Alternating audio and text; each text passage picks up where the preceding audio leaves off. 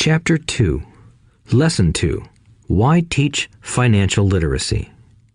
It's not how much money you make, it's how much money you keep. In 1990, Mike took over his father's empire and is, in fact, doing a better job than his dad did. We see each other once or twice a year on the golf course. He and his wife are wealthier than you can imagine. Rich Dad's empire is in great hands, and Mike is now grooming his son to take his place, as his dad had groomed us. In 1994, I retired at the age of 47, and my wife Kim was 37. Retirement does not mean not working. For us, it means that, barring unforeseen cataclysmic changes, we can work or not work, and our wealth grows automatically, staying ahead of inflation. Our assets are large enough to grow by themselves. It's like planting a tree. You water it for years, and then one day it doesn't need you anymore. Its roots are implanted deep enough. Then the tree provides shade for your enjoyment. Mike chose to run the empire, and I chose to retire. Whenever I speak to groups of people, they often ask what I would recommend that they do. How do I get started? Is there a book you would recommend? What should I do to prepare my children?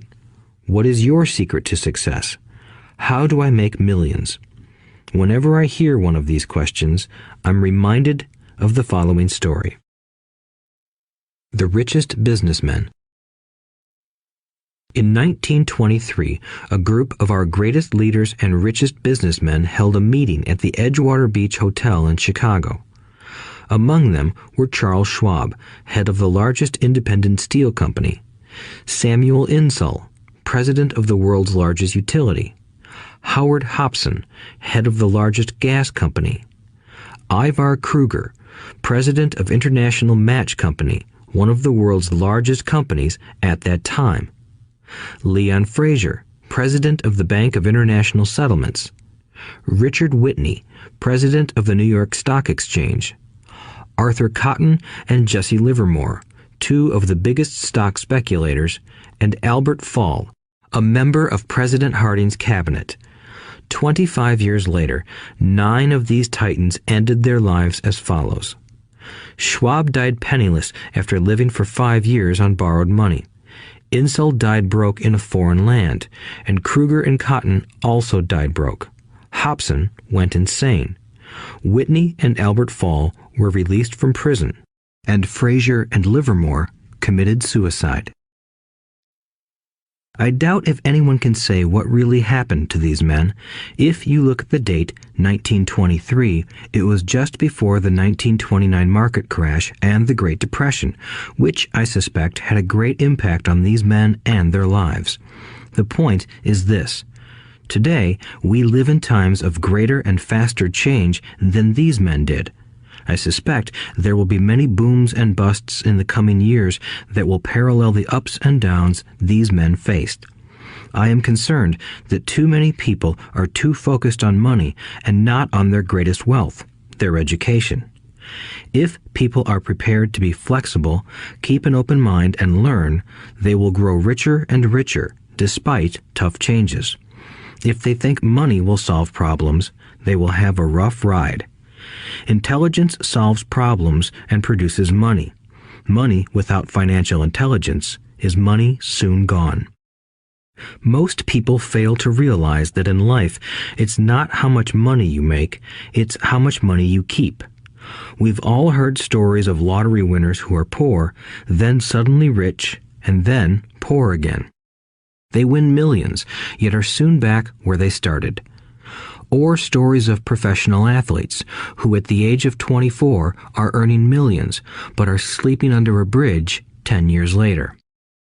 I remember a story of a young basketball player who a year ago had millions. Today, at just 29, he claims his friends, attorney, and accountant took his money, and he was forced to work at a car wash for minimum wage. He was fired from the car wash because he refused to take off his championship ring as he was wiping off the cars. His story made national news, and he is appealing his termination, claiming hardship and discrimination. He claims that the ring is all he has left, and if it was stripped away, he'll crumble. I know so many people who became instant millionaires, and while I am glad some people have become richer and richer, I caution them that in the long run, it's not how much money you make, it's how much you keep and how many generations you keep it. So when people ask, "Where do I get started?" or "Tell me how to get rich quick," they often are greatly disappointed with my answer. I simply say to them what my rich dad said to me when I was a little kid. If you want to be rich, you need to be financially literate. That idea was drummed into my head every time we were together. As I said, my educated dad stressed the importance of reading books, while my rich dad stressed the need to master financial literacy. If you are going to build the Empire State Building, the first thing you need to do is dig a deep hole and pour a strong foundation. If you are going to build a home in the suburbs, all you need to do is pour a 6-inch slab of concrete. Most people, in their drive to get rich, are trying to build an Empire State Building on a 6-inch slab. Our school system, created in the agrarian age, still believes in homes with no foundation. Dirt floors are still the rage. So kids graduate from school with virtually no financial foundation. One day, sleepless and deep in debt in suburbia, living the American dream, they decide that the answer to their financial problems is to find a way to get rich quick. Construction on the skyscraper begins. It goes up quickly, and soon, instead of the Empire State Building, we have the Leaning Tower of suburbia. The sleepless nights return. As for Mike and me in our adult years, both of our choices were possible because we were taught to pour a strong financial foundation when we were just kids. Accounting is possibly the most confusing, boring subject in the world, but if you want to be rich long term, it could be the most important subject. For Rich Dad, the question was how to take a boring and confusing subject and teach it to kids. The answer he found was to make it simple by teaching it in pictures. My rich dad poured a strong financial foundation for Mike and me. Since we were just kids, he created a simple way to teach us. For years, he only drew pictures and used few words. Mike and I understood the simple drawings, the jargon, the movement of money, and then in later years, Rich Dad began adding numbers. Today, Mike has gone on to master much more complex and sophisticated accounting analysis because he had to in order to run his empire. I am not as sophisticated because my empire is smaller, yet we come from the same simple foundation. Over the following pages, we will discuss those same simple line drawings Mike's dad created for us. Though basic, those drawings helped guide two little boys in building great sums of wealth on a solid and deep foundation. Rule number 1. You must know the difference between an asset and a liability, and buy assets. If you want to be rich, this is all you need to know. It is rule number 1. It is the only rule. This may sound absurdly simple, but most people have no idea how profound this rule is. Most people struggle financially because they do not know the difference between an asset and a liability. Rich people acquire assets. The poor and middle class acquire liabilities that they think are assets, said Rich Dad. When Rich Dad explained this to Mike and me, we thought he was kidding. Here we were, nearly teenagers, and waiting for the secret to getting rich. And this was his answer. It was so simple that we stopped for a long time to think about it. "What is an asset?" asked Mike. "Don't worry right now," said Rich Dad. "Just let the idea sink in. If you can comprehend the simplicity, your life will have a plan and be financially easy. It is simple. That is why the idea is missed." "You mean all we need to know is what an asset is, acquire them, and we'll be rich?" I asked. Rich Dad nodded his head. "It's that simple." "If it's that simple, how come everyone is not rich?" I asked. Rich Dad smiled. because people do not know the difference between an asset and a liability. I remember asking, how could adults be so misguided? If it is that simple, if it is that important, why would everyone not want to find out? It took Rich Dad only a few minutes to explain what assets and liabilities were. As an adult, I have difficulty explaining it to other adults. The simplicity of the idea escapes them because they have been educated differently. They were taught by other educated professionals, such as bankers, accountants, real estate agents, financial planners, and so forth. The difficulty comes in asking adults to unlearn or become children again. An intelligent adult often feels it is demeaning to pay attention to simplistic definitions. Rich Dad believed in the KISS principle. Keep it simple, stupid, or keep it super simple. So he kept it simple for us, and that made our financial foundation strong. So what causes the confusion? How could something so simple be so screwed up? Why would someone buy an asset that was really a liability? The answer is found in basic education. We focus on the word literacy and not financial literacy.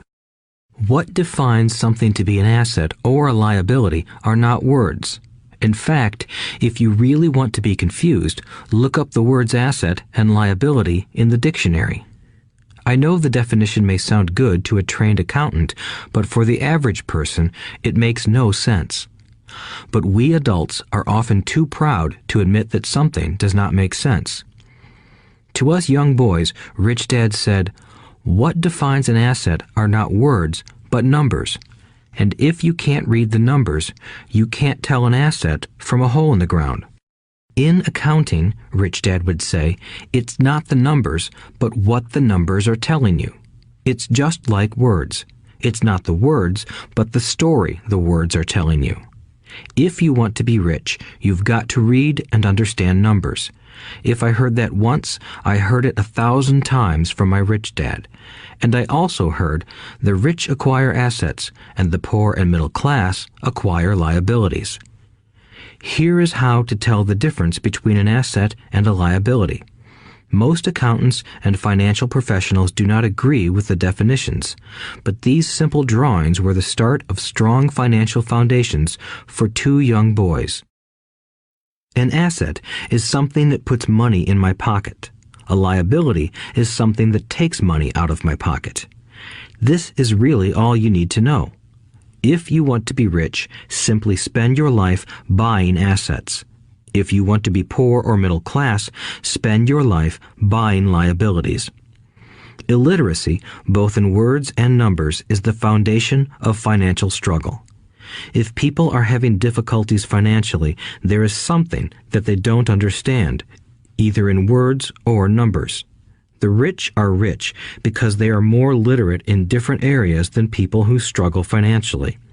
So if you want to be rich and maintain your wealth, it's important to be financially literate in words as well as numbers. Numbers alone mean little, just as words out of context mean little. It's the story that counts. In financial reporting, reading numbers is looking for the plot, the story of where the cash is flowing. In 80% of most families, the financial story paints a picture of hard work to get ahead. However, this effort is for naught because they spend their lives buying liabilities instead of assets. Everyone has living expenses, the need for food, shelter, and clothing. It is the cash flow that tells the story of how a person handles their money. The reason I started with the story of the richest men in America is to illustrate the flaw in believing that money will solve all problems. That is why I cringe whenever I hear people ask me how to get rich quicker or where they should start. I often hear, "I'm in debt, so I need to make more money." But more money will often not solve the problem. In fact, it may compound the problem. Money often makes obvious our tragic human flaws, putting a spotlight on what we don't know. That is why, all too often, a person who comes into a sudden windfall of cash let's say an inheritance, a pay raise, or lottery winnings, soon returns to the same financial mess, if not worse than the mess they were in before. Money only accentuates the cash flow pattern running in your head. If your pattern is to spend everything you get, most likely an increase in cash will just result in an increase in spending. Thus the saying, "A fool and his money is one big party." I have said many times that we go to school to gain scholastic and professional skills, both of which are important. We learn to make money with our professional skills. In the 1960s, when I was in high school, if someone did well academically, people assumed this bright student would go on to be a medical doctor because it was the profession with the promise of the greatest financial reward. Today, doctors face financial challenges I wouldn't wish on my worst enemy. Insurance companies taking control of the business, managed healthcare, government intervention, and malpractice suits. Today, kids want to be famous athletes, movie stars, rock stars, beauty queens, or CEOs because that is where the fame, money, and prestige are. That is the reason it is so hard to motivate kids in school today. They know that professional success is no longer solely linked to academic success, as it once was. Because students leave school without financial skills, millions of educated people pursue their profession successfully, but later find themselves struggling financially. They work harder, but don't get ahead. What is missing from their education is not how to make money, but how to manage money. It's called financial aptitude, what you do with the money once you make it, how to keep people from taking it from you, how to keep it longer, and how to make that money work hard for you. Most people don't understand why they struggle financially because they don't understand cash flow. A person can be highly educated, professionally successful, and financially illiterate. These people often work harder than they need to because they learned how to work hard, but not how to have their money work hard for them. The story of how the quest for a financial dream turns into a financial nightmare. The classic story of hardworking people has set a pattern. Recently married, the happy, highly educated young couple moves into one of their cramped, rented apartments. Immediately, they realize that they are saving money because two can live as cheaply as one. The problem is, the apartment is cramped. They decide to save money to buy their dream home so they can have kids. They now have two incomes, and they begin to focus on their careers. Their incomes begin to increase. As their incomes go up, their expenses go up as well. The number one expense for most people is taxes. Many people think it's income tax, but for most Americans, their highest tax is Social Security. As an employee, it appears as if the Social Security tax combined with the Medicare tax rate is roughly 7.5%, but it's really 15% since the employer must match the Social Security amount.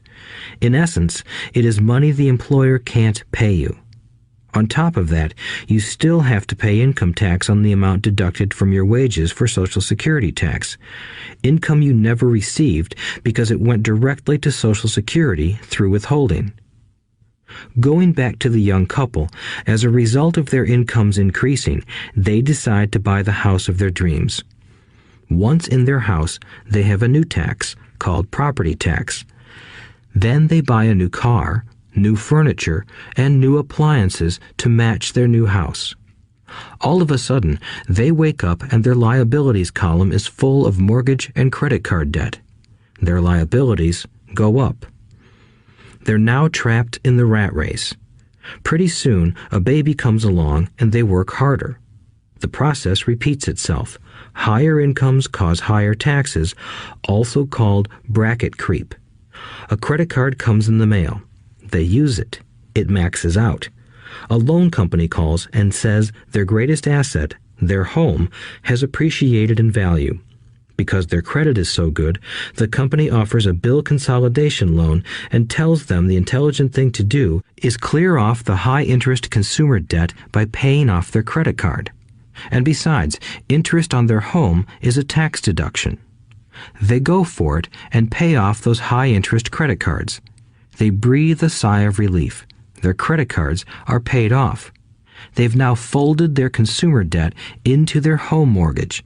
Their payments go down because they extend their debt over 30 years. It is the smart thing to do. Their neighbor calls to invite them to go shopping. The Memorial Day sale is on. They promise themselves they'll just window shop, but they take a credit card, just in case. I run into this young couple all the time.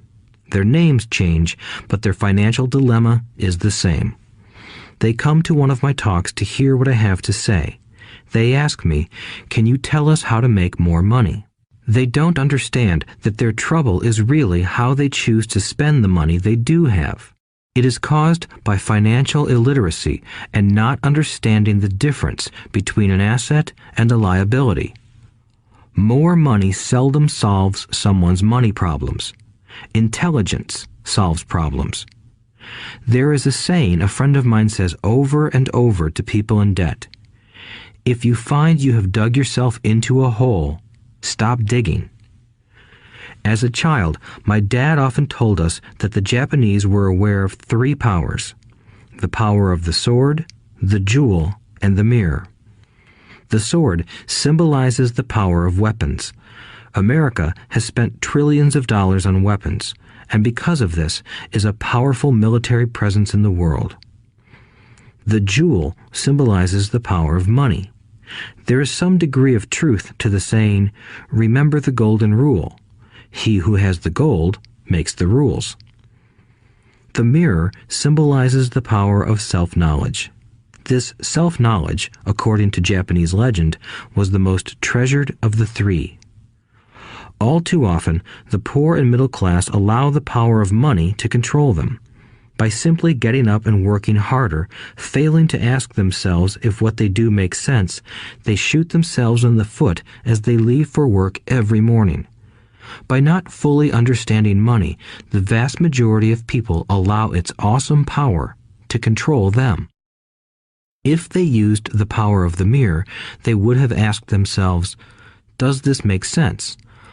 All too often, instead of trusting their inner wisdom, that genius inside, most people follow the crowd. They do things because everybody else does them. They conform rather than question. Often, they mindlessly repeat what they have been told. Diversify. Your home is an asset. Your home is your biggest investment. You get a tax break for going into greater debt. Get a safe job. Don't make mistakes. Don't take risks. It is said that the fear of public speaking is a fear greater than death for most people. According to psychiatrists, the fear of public speaking is caused by the fear of ostracism, the fear of standing out, the fear of criticism, the fear of ridicule, and the fear of being an outcast. The fear of being different prevents most people from seeking new ways to solve their problems. That is why my educated dad said the Japanese valued the power of the mirror the most, for it is only when we look into it that we find truth. Fear is the main reason that people say, "Play it safe." That goes for anything, be it sports, relationships, careers, or money. It is that same fear, the fear of ostracism, that causes people to conform to, and not question, commonly accepted opinions or popular trends. Your home is an asset. Get a bill consolidation loan and get out of debt. Work harder. It's a promotion. Someday I'll be a vice president. Save money. When I get a raise, I'll buy us a bigger house. Mutual funds are safe. Many financial problems are caused by trying to keep up with the Joneses. Occasionally, we all need to look in the mirror and be true to our inner wisdom rather than our fears. By the time Mike and I were 16 years old, we began to have problems in school. We were not bad kids. We just began to separate from the crowd. We worked for Mike's dad after school and on weekends. Mike and I often spent hours after work just sitting at a table with his dad while he held meetings with his bankers, attorneys, accountants, brokers, investors, managers, and employees. Here was a man who had left school at 13, who was now directing, instructing, ordering, and asking questions of educated people. They came at his beck and call and cringed when he didn't approve of them. Here was a man who had not gone along with the crowd. He was a man who did his own thinking and detested the words, "We have to do it this way because that's the way everyone else does it." He also hated the word can't. If you wanted him to do something, just say, "I don't think you can do it." Mike and I learned more sitting in on his meetings than we did in all our years of school, college included. Mike's dad was not book smart, but he was financially educated and successful as a result. He told us over and over again, an intelligent person hires people who are more intelligent than he is. So Mike and I had the benefit of spending hours listening to and learning from intelligent people. But because of this, Mike and I couldn't go along with the standard dogma our teachers preached, and that caused problems. Whenever the teacher said, "If you don't get good grades, you won't do well in the real world," Mike and I just raised our eyebrows. When we were told to follow set procedures and not deviate from the rules, we could see how school discouraged creativity. We started to understand why our rich dad told us that schools were designed to produce good employees instead of employers. Occasionally, Mike or I would ask our teachers how what we studied was applicable to the real world, or why we never studied money and how it worked. To the latter question, we often got the answer that money was not important, that if we excelled in our education, the money would follow. The more we knew about the power of money, the more distant we grew from the teachers and our classmates. My highly educated dad never pressured me about my grades, but we did begin to argue about money. By the time I was 16, I probably had a far better foundation with money than both my parents. I could keep books, I listened to tax accountants, corporate attorneys, bankers, real estate brokers, investors, and so forth. By contrast, my dad talked to other teachers. One day, my dad told me that our home was his greatest investment. A not too pleasant argument took place when I showed him why I thought a house was not a good investment. I showed him the ancillary expenses that went along with owning the home. A bigger home meant bigger expenses, and the cash flow kept going out through the expense column. Today, people still challenge me on the idea of a house not being an asset. I know that for many people, it is their dream as well as their largest investment. And owning your own home is better than nothing. I simply offer an alternative way of looking at this popular dogma. If my wife and I were to buy a bigger, flashier house, we realize it wouldn't be an asset. It would be a liability since it would take money out of our pocket. So here is the argument I put forth. I really don't expect most people to agree with it because your home is an emotional thing, and when it comes to money, high emotions tend to lower financial intelligence. I know from personal experience that money has a way of making every decision emotional. 1. When it comes to houses, most people work all their lives paying for a home they never own. In other words, most people buy a new house every few years, each time incurring a new 30-year loan to pay off the previous one. 2. Even though people receive a tax deduction for interest on mortgage payments, they pay for all their other expenses with after-tax dollars, even after they pay off their mortgage. 3. My wife's parents were shocked when the property taxes on their home increased to $1,000 a month. This was after they had retired, so the increase put a strain on their retirement budget and they felt forced to move. 4. Houses do not always go up in value. I have friends who owe $1 million for a home that today would sell for far less. 5. The greatest losses of all are those from missed opportunities. If all your money is tied up in your house, you may be forced to work harder because your money continues blowing out of the expense column instead of adding to the asset column, the classic middle-class cash flow pattern. If a young couple would put more money into their asset column early on, their later years would be easier. Their assets would have grown and would be available to help cover expenses. All too often, a house only serves as a vehicle for incurring a home equity loan to pay for mounting expenses. In summary, the end result in making a decision to own a house that is too expensive in lieu of starting an investment portfolio impacts an individual in at least the following 3 ways. 1. Loss of time during which other assets could have grown in value. 2. Loss of additional capital which could have been invested instead of paying for high-maintenance expenses related directly to the home. 3. Loss of education. Too often, people count their house and savings and retirement plans as all they have in their asset column. Because they have no money to invest, they simply don't invest. This costs them investment experience. Most never become what the investment world calls a sophisticated investor. And the best investments are usually first sold to sophisticated investors, who then turn around and sell them to the people playing it safe. I am not saying don't buy a house. What I'm saying is that you should understand the difference between an asset and a liability. When I want a bigger house, I first buy assets that will generate the cash flow to pay for the house.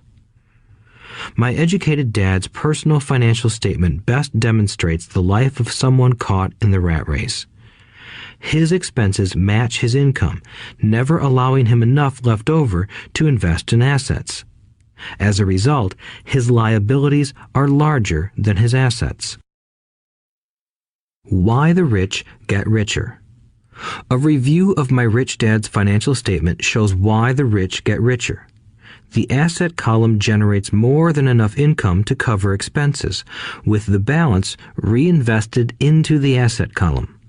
The asset column continues to grow, and therefore the income it produces grows with it. The result is that the rich get richer. Why the middle class struggle.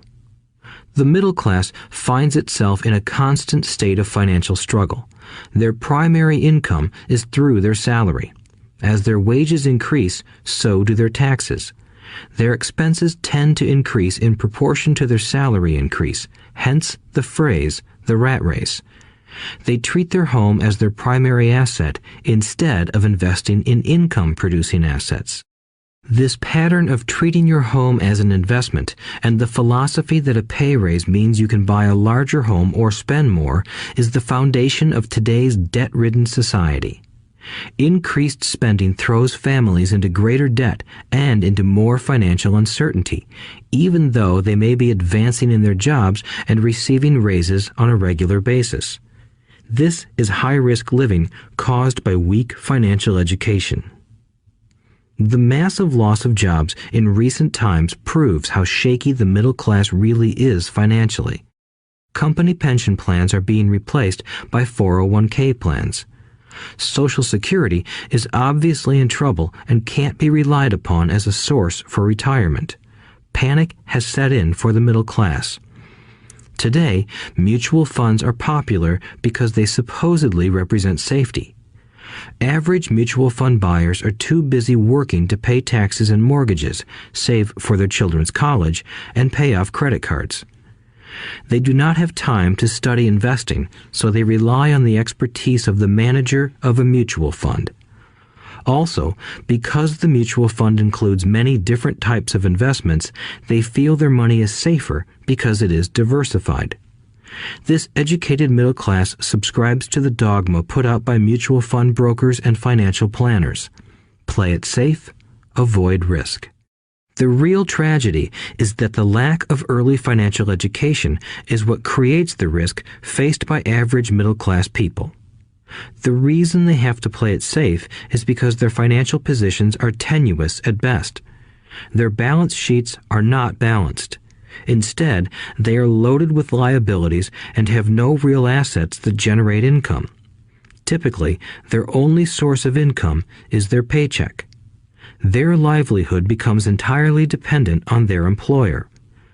So when genuine deals of a lifetime come along, these people can't take advantage of them because they are working so hard, are taxed to the max, and are loaded with debt. As I said at the start of this section, the most important rule is to know the difference between an asset and a liability. Once you understand the difference, concentrate your efforts on buying income-generating assets. That's the best way to get started on a path to becoming rich. Keep doing that and your asset column will grow. Keep liabilities and expenses down so more money is available to continue pouring into the asset column. Soon, the asset base will be so deep that you can afford to look at more speculative investments. Investments that may have returns of 100% to infinity. $5,000 investments that are soon turned into $1 million or more. Investments that the middle class calls too risky. The investment is not risky for the financially literate. As an employee who is also a homeowner, your working efforts are generally as follows. 1. You work for the company. Employees make their business owner or the shareholders rich, not themselves. Your efforts and success will help provide for the owner's success and retirement. 2. You work for the government. The government takes its share from your paycheck before you even see it. By working harder, you simply increase the amount of taxes taken by the government. Most people work from January to May just for the government. 3. You work for the bank. After taxes, your next largest expense is usually your mortgage and credit card debt. The problem with simply working harder is that each of these 3 levels takes a greater share of your increased efforts. You need to learn how to have your increased efforts benefit you and your family directly. Once you have decided to concentrate on minding your own business, focusing your efforts on acquiring assets instead of a bigger paycheck, how do you set your goals? Most people must keep their job and rely on their wages to fund their acquisition of assets. As their assets grow, how do they measure the extent of their success? When does someone know that they are rich, that they have wealth? As well as having my own definitions for assets and liabilities, I also have my own definition for wealth. Actually, I borrowed it from a man named R. Buckminster Fuller. Some call him a quack, and others call him a genius. Years ago, he got architects buzzing because he applied for a patent for something he called a geodesic dome. But in the application, Fuller also said something about wealth. It was pretty confusing at first, but after reading it, it began to make some sense. Wealth is a person's ability to survive so many number of days forward, or, if I stopped working today, how long could I survive? Unlike net worth, the difference between your assets and liabilities, which is often filled with a person's expensive junk and opinions of what things are worth, this definition creates the possibility for developing a truly accurate measurement. I could now measure and know where I was in terms of my goal to become financially independent. Although net worth often includes non-cash producing assets, like stuff you bought that now sits in your garage, wealth measures how much money your money is making and, therefore, your financial survivability. Wealth is the measure of the cash flow from the asset column compared with the expense column. Let's use an example. Let's say I have cash flow from my asset column of $1,000 a month, and I have monthly expenses of $2,000 a month. What is my wealth? Let's go back to Buckminster Fuller's definition. Using his definition, how many days forward can I survive? Assuming a 30-day month, I have enough cash flow for half a month. When I achieve $2,000 a month cash flow from my assets, then I will be wealthy. So, while I'm not yet rich, I am wealthy. I now have income generated from assets each month that fully cover my monthly expenses. If I want to increase my expenses, I first must increase my cash flow to maintain this level of wealth. Also note that it is at this point that I'm no longer dependent on my wages. I have focused on and been successful in building an asset column that has made me financially independent. If I quit my job today, I would be able to cover my monthly expenses with the cash flow from my assets. My next goal would be to have the excess cash flow from my assets reinvested into the asset column. The more money that goes into my asset column, the more my asset column grows. The more my assets grow, the more my cash flow grows. And as long as I keep my expenses less than the cash flow from these assets, I grow richer with more and more income from sources other than my physical labor. As this reinvestment process continues, I am well on my way to becoming rich. Just remember this simple observation. The rich buy assets. The poor only have expenses. The middle class buy liabilities they think are assets. So how do I start minding my own business? What is the answer?